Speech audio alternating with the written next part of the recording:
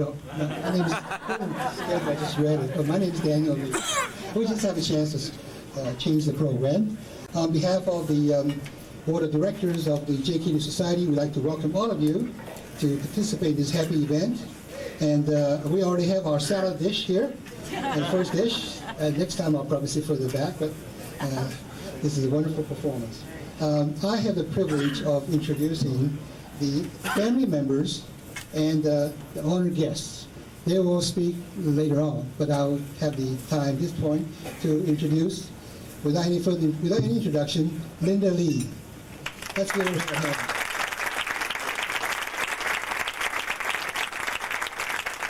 Next is the handsome 25-year-old young man, Brandon Lee, business industry of film, because we're seeing a many films.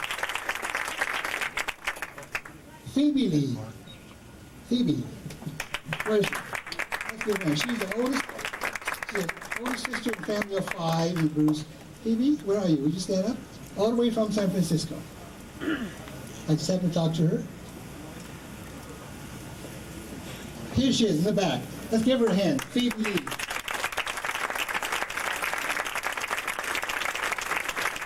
And immediately behind her is Robert Lee, the brother of Bruce.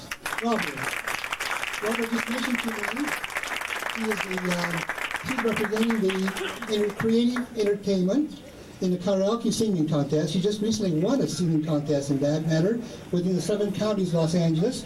Was cited for the first place by Mayor Yorty and also Councilman Wu, Mr. Wu. So let's give them a hand.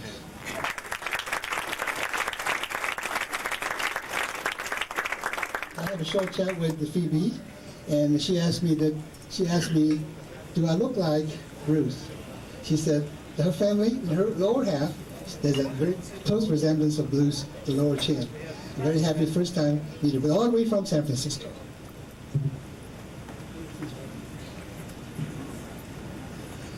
Now I'd like to introduce the honored guest on my list here. First one is a judo and the jiu-jitsu master, 10th degree judo and jiu-jitsu master. He's from Alameda, California. Master Wally J. Wally J. He's big fan in Seattle. And please stand up. He said he's only 73 years old, 73 years young.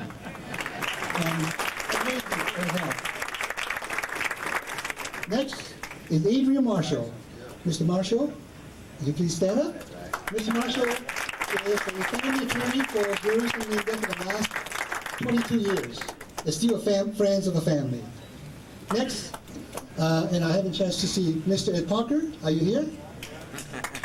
Mr. Parker. Father of American karate, Mr. Parker's effort of bringing Bruce to the Long Beach Karate Tournament in 1964, starting up Bruce's career in the martial art in the Los Angeles area. Next is Mr. Fred Weintraub. So, let's give him a hand.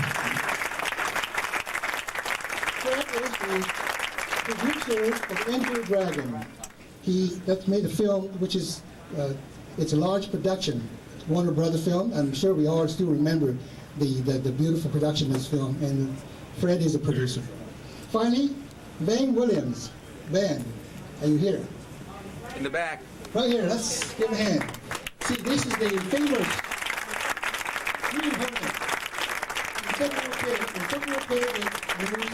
for the firefighter Van Williams. Can we go up there now? No, let me see it. Yeah, just to talk. Well, I would like to have now introduce Richard Bastilio to continue the program. Thank you.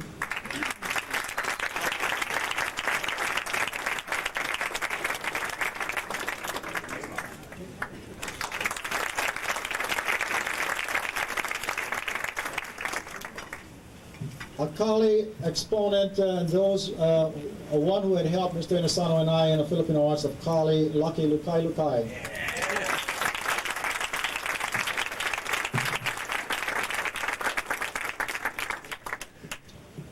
The new shoot wrestling champion of 1986, all the way from Japan, Yorinaga Nakamura.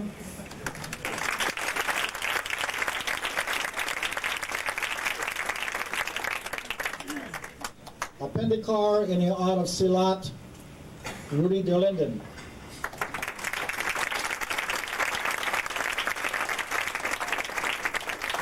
The king of Kung Fu, Mr. Eric Lee, are you here? Eric Lee.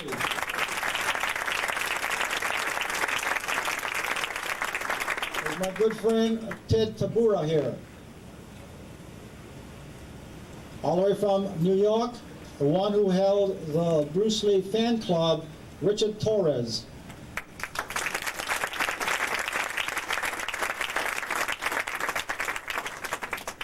From the Black Belt publication, Tim Coleman, is he here? From the Inside Kung Fu, John Sote. Mr. Dave Cater. Please stand and recognize, way in the back.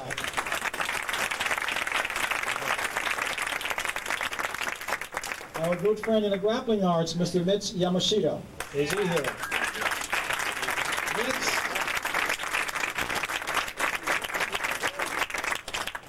And from our hometown of Honolulu, Hawaii, Mr. Ron Ogi.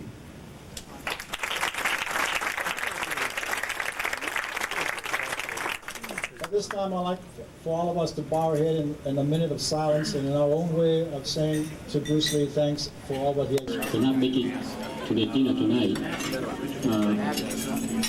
One of his people is Taki Kimura. He's a close friend and student of Bruce Lee from Seattle, Washington.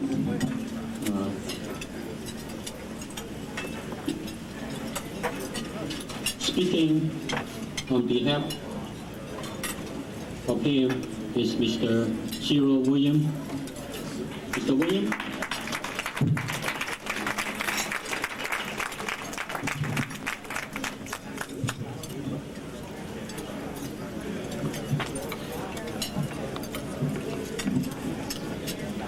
Thank you. It's a pleasure to be here, and I bring you greetings from Seattle, the original Jumpan Kung Fu Institute. I have a little letter here from Taki Kimura, who just was unavoidably, couldn't fit his schedule in. And I'm not a very good public speaker. Being in front of this many people makes me nervous. Dear Linda,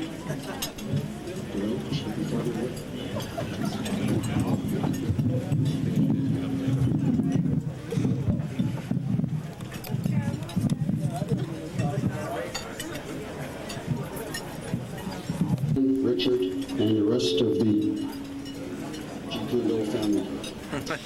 I feel deeply honored to have been invited to...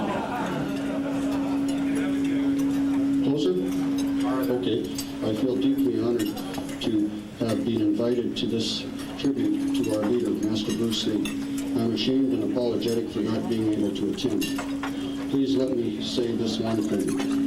See, for Bruce, they say old soldiers, men and women just fade away and die, but your state is gleaming brighter with each passing year.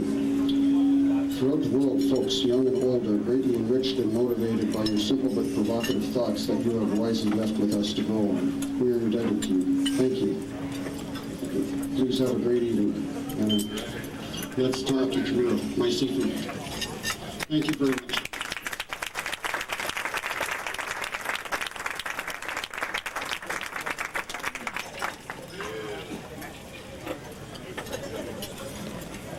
Sometimes I'm ashamed to be associated with the martial arts because there are so many so-called masters who are fat and out of shape.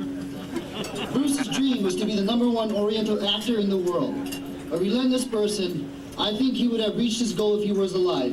He wanted to educate and help people understand the Oriental martial arts through the cinema, not just the physical, but also the philosophical. He thought he could first introduce the physical aspect, then gradually initiate the philosophical as the moviegoers became more sophisticated. Bruce always wanted to have a home in the United States, Hong Kong, and Europe. He wanted each of his homes to have a gym, not only to exercise, but to train in the martial arts. Bruce was not only interested in Jeet Kune Do, but many other things like wrestling, boxing, judo, aikido, and jiu-jitsu. Yes, Bruce Lee only comes along once in a generation, and I'm glad he was my instructor and good friend. Mahalo, Mito Irohara.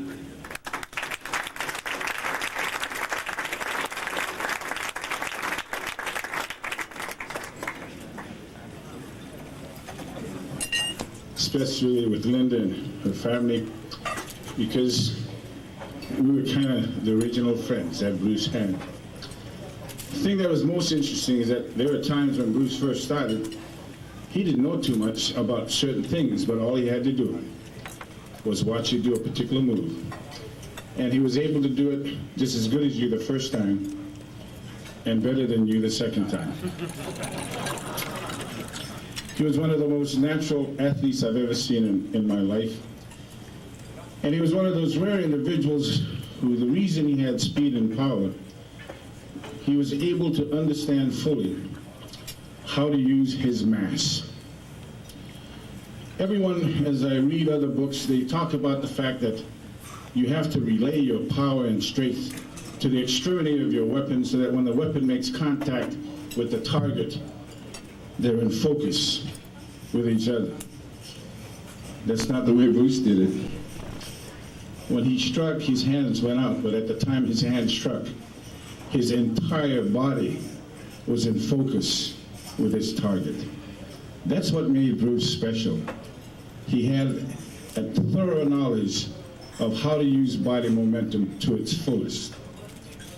But now some of you, I'm sure, have been around, and I've heard many who've said that they studied with Bruce. And when you ask them their age, you'd find that perhaps they were about 2 or 3 years old at the time Bruce existed. But more importantly to me were the happy times we had together when we traveled on the airplane going to and from New York, going to and from Washington, D.C.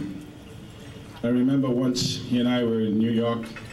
I believe it was at, oh gosh, I can't, Henry Cho's tournament.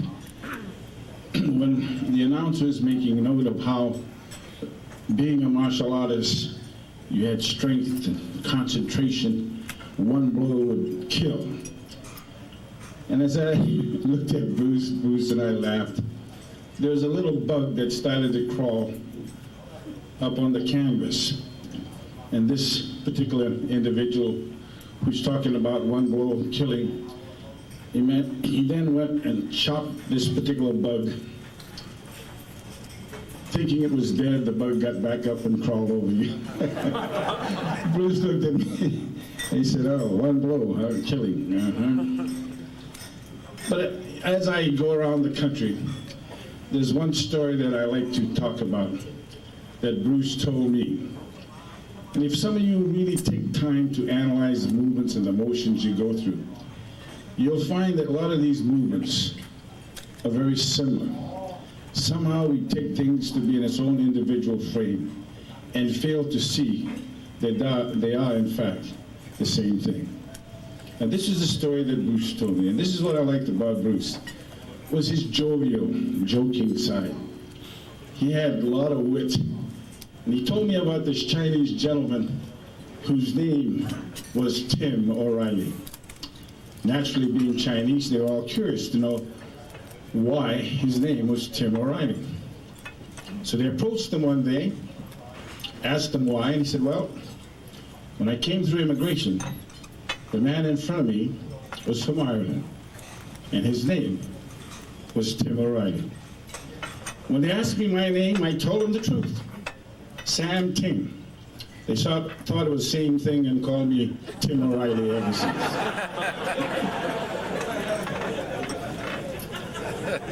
I said, Bruce, do you have any more other jokes? He said, yeah. He said, did you hear about the Chinese gentleman who came through immigration and gave his name as Mr. Sneeze? Mr. Sneeze? Well, his name in China was Achu. So anyway, that was Bruce. And those are the type of memories other than his talents as a martial artist. He was a human being. He always joked, poor little